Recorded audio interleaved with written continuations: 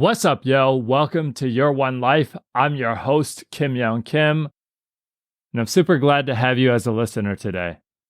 If you're new here, here's what this podcast is all about. This podcast is all about teaching you from the greatest minds in the world, helping you in all aspects of your life, and showing you how to get buy-in for your ideas, no matter how bad they are. Now, I've had a few bad ideas in my life. One of them being entering a hot dog eating contest, which is a really weird way to celebrate independence. But that's what freedom is all about. The freedom to make bad decisions. So happy Independence Day to all of my fellow Americans. And please make sure to tune in as I take on Kobayashi, Joey Chestnut, and everyone else that I'll be beating on July 4th. Now, I want to give a shout out to today's musical sponsor, my man Daryl James, aka Close Kicks. What'll be happening in today's episode is I'll be singing the melodies from his positive tunes as I deliver this important message on nonviolent communication. If you haven't checked out his music yet, make sure to give it a listen. I will tag his Spotify and his social media handles in the show notes. Now, I want to start today's episode by saying nonviolent communication works, okay? This actually happened to me just the other day as I was reworking the draft to this episode. And I was chilling at a coffee shop, and I said something to this lady to be charming. And after I said it, I realized that it came off as insensitive to all the people around her and I. And then the shame started to kick in, and as it kicked in, I asked myself, what need was I trying to meet by making that statement? And the need was, I needed some human connection as I'm taking a break from all of this writing.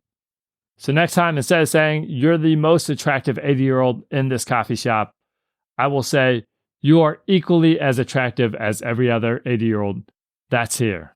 Now, these are jokes, but that actually did happen, and I did stop myself from going through a shame spiral, and I was super grateful to Marshall Rosenberg for these important teachings.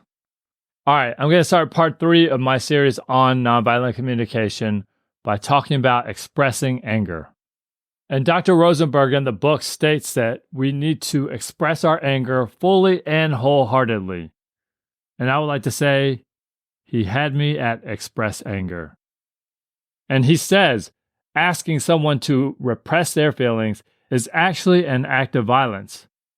And that's right, because that anger has to go somewhere, and if it doesn't go anywhere, it's going to stay bottled up, and that's never a good practice to engage in.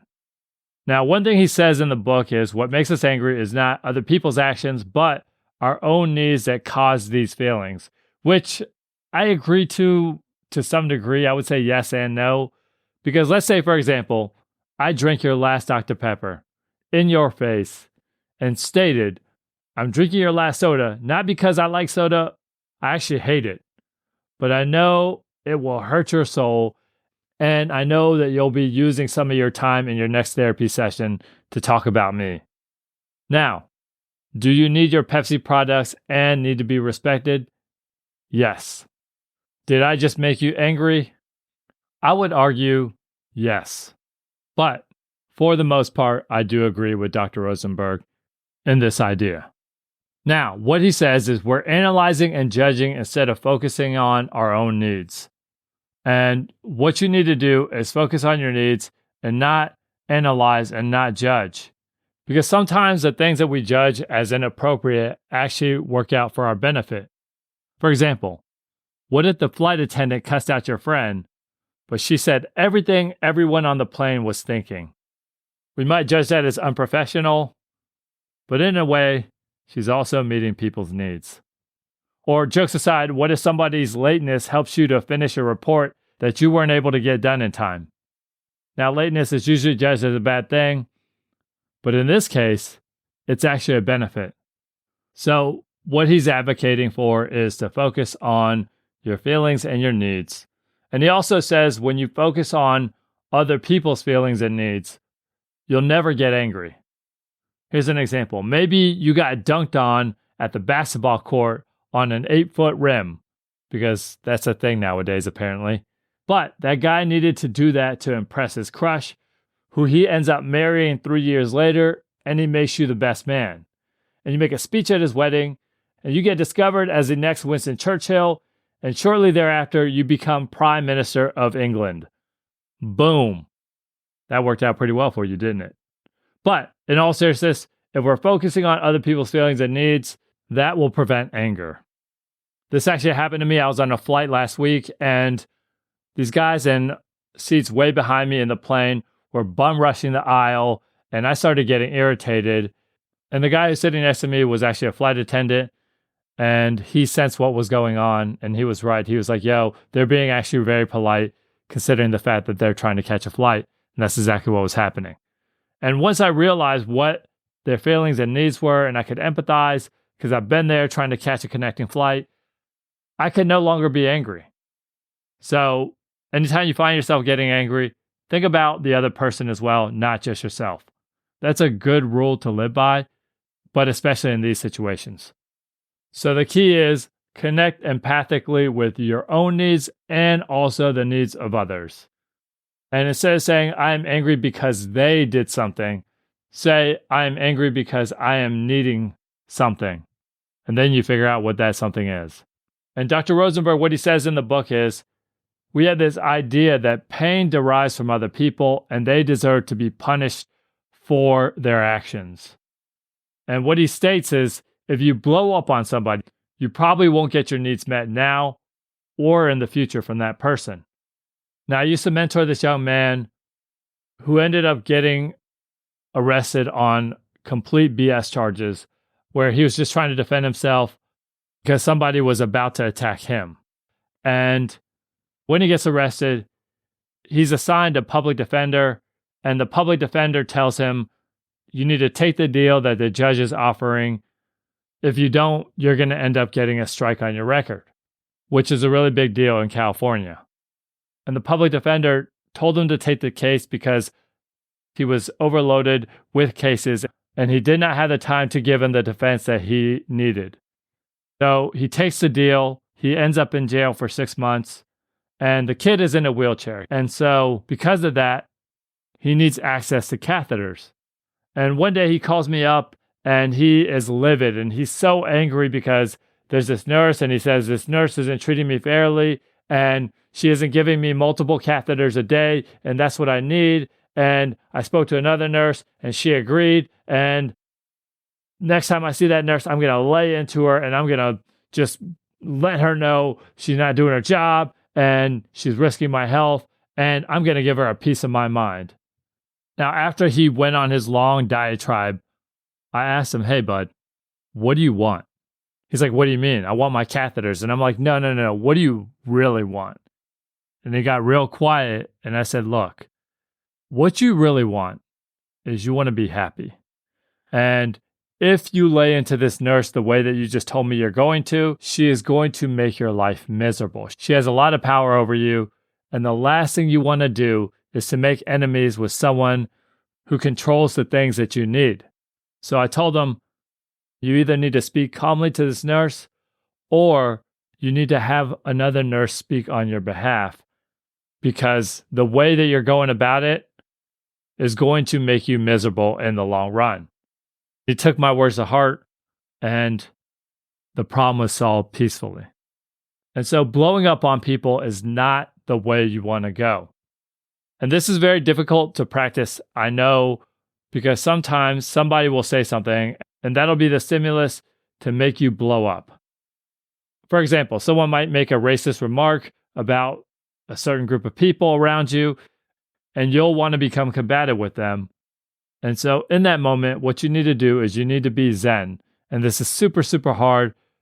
But what you need to do is focus on your needs, which is fairness and respect for all people.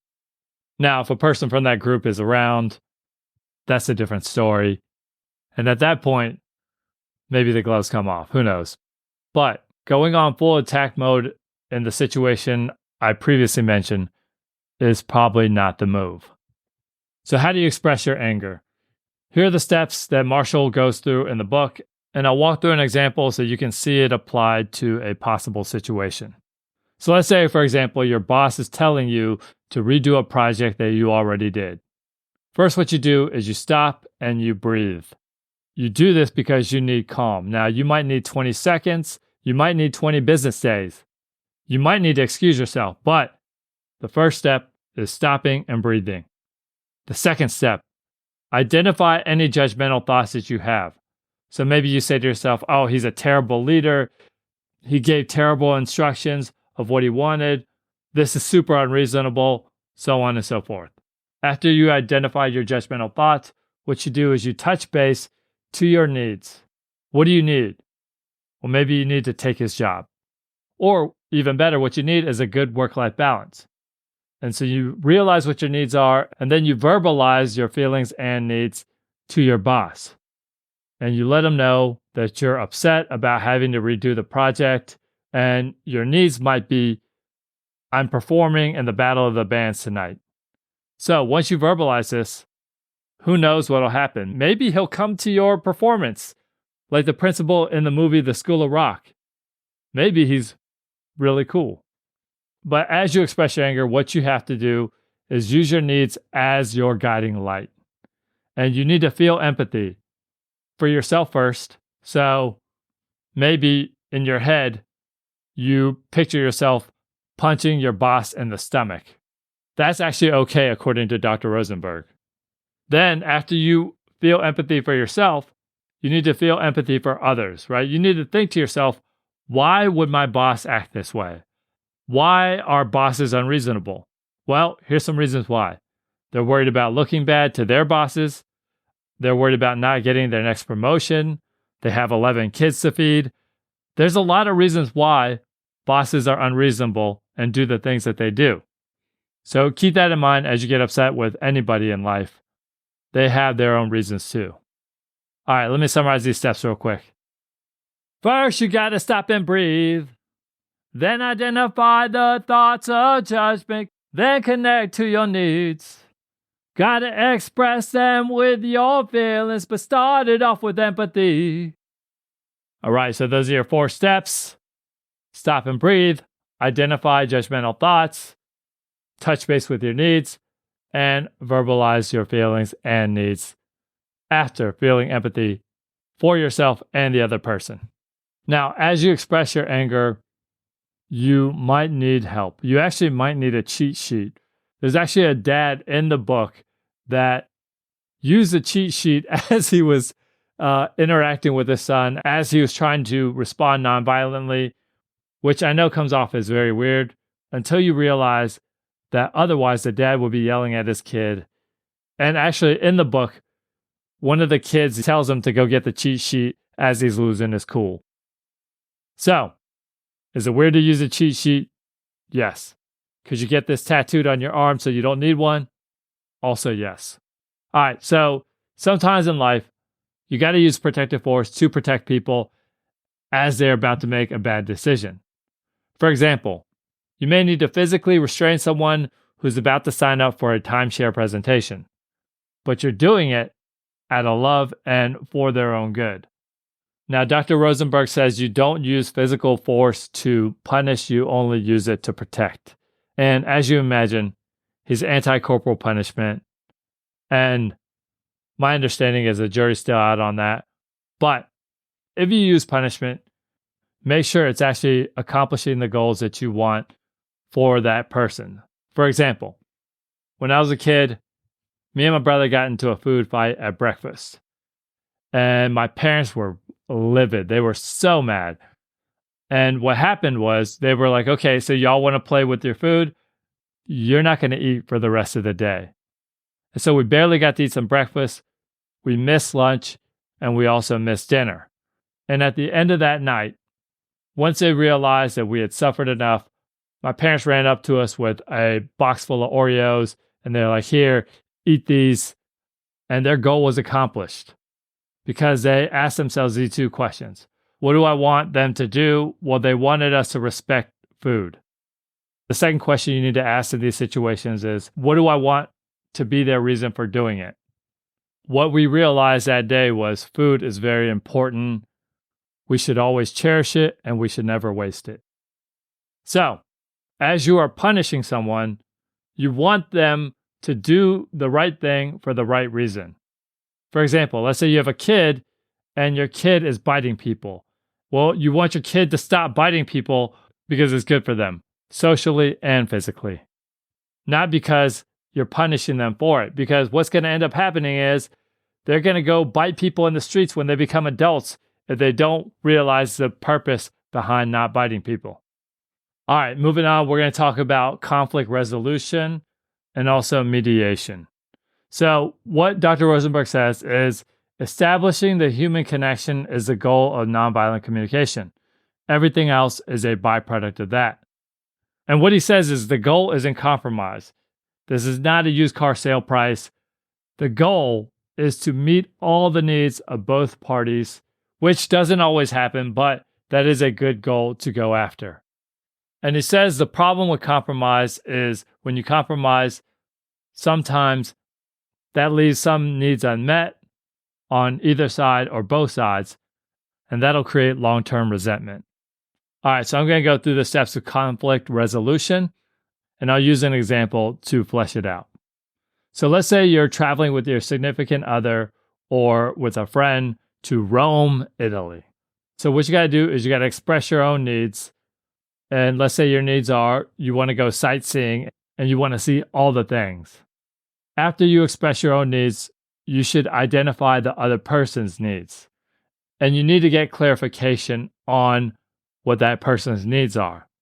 Maybe all they want to do is sit poolside at the hotel, and that's their goal of relaxation, which you might find crazy, but at the end of the day, it's not your job to judge anybody. Your job is just to discover what their needs are. Now, these two steps can be flip-flopped, and I think it's a good idea to identify the other person's needs first, just because that's a good practice. And in the future, they will reciprocate more than likely. And that's how you make relationships work. So, express your own needs, identify the other person's needs. Those are the first two steps. The third step is to verify that you accurately understand each other's needs. And it's a good idea to paraphrase it back in this situation and say to them, so you're telling me that you want to sit poolside in an ancient city with thousands of years of history and some of the most iconic sites known to man. And they'll be like, yes, that's what I want.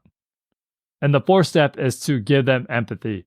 And do not skip this part because that will help you with the next step.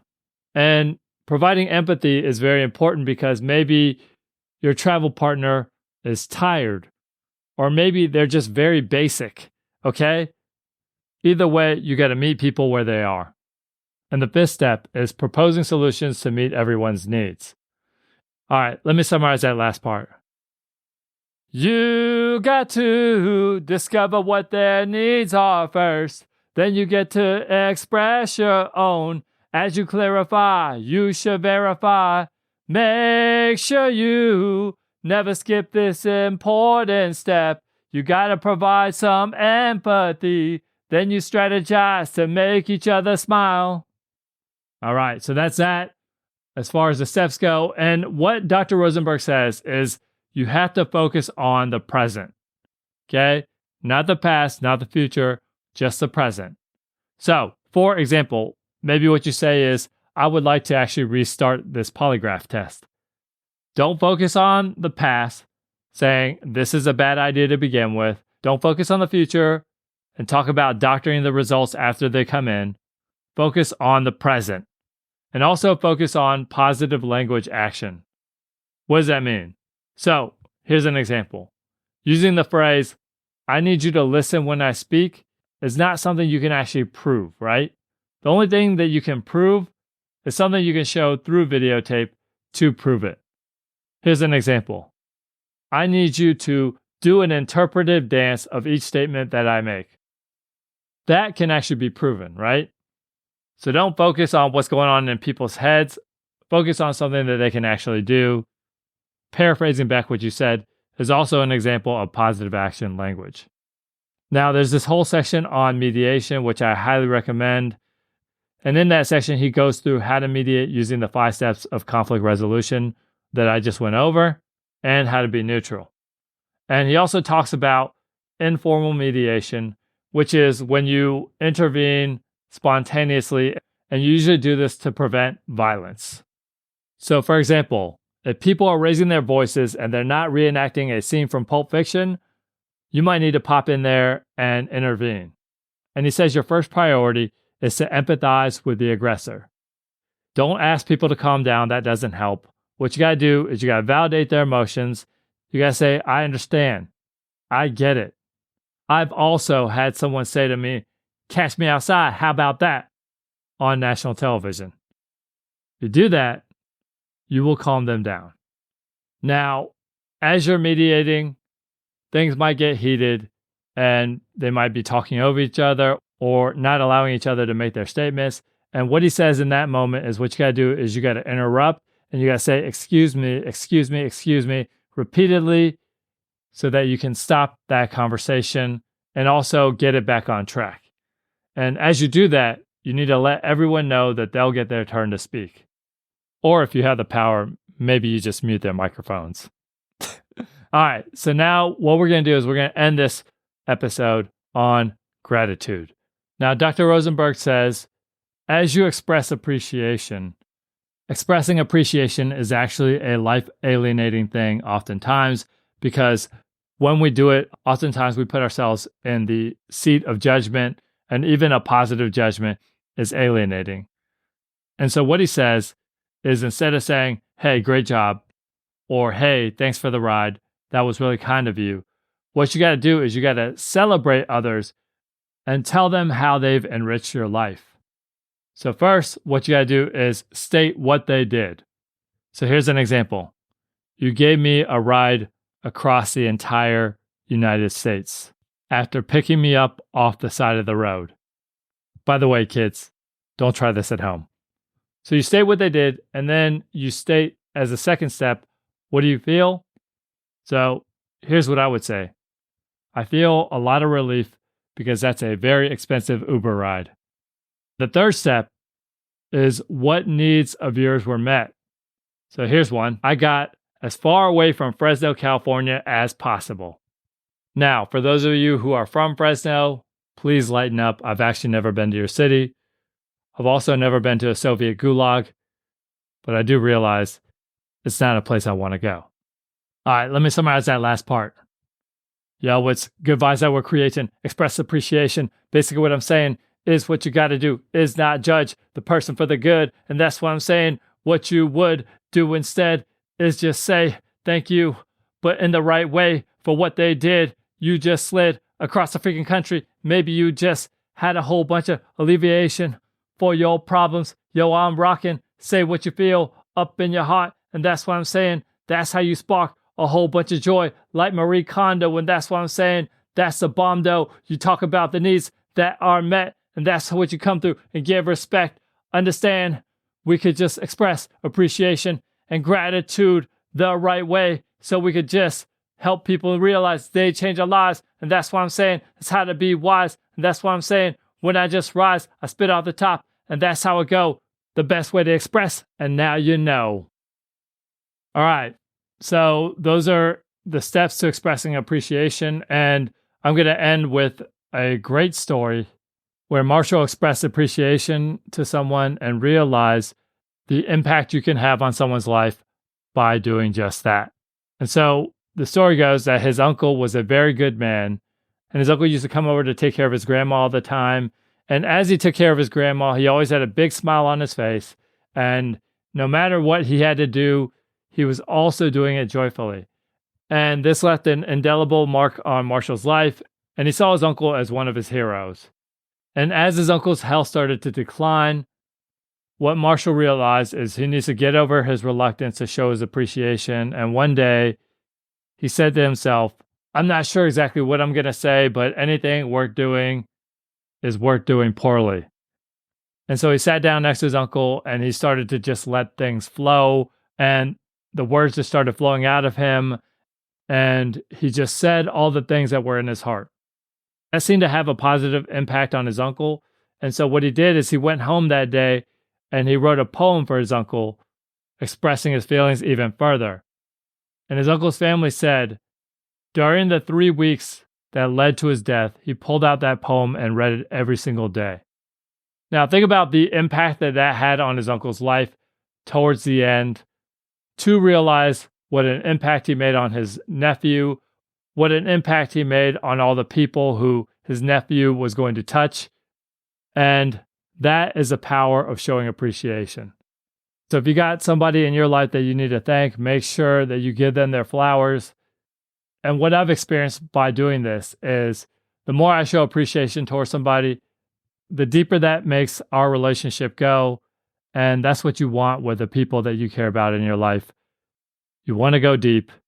And without getting too sappy, you want them to know how much they mean to you. All right, so that's the end of the episode. This concludes my series on the book Nonviolent Communication, which I highly recommend.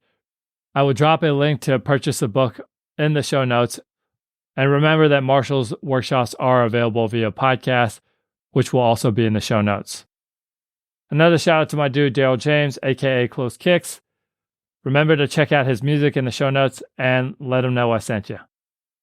Now I'll be back on my regular schedule, so keep an eye out for my next episode 2 weeks from now.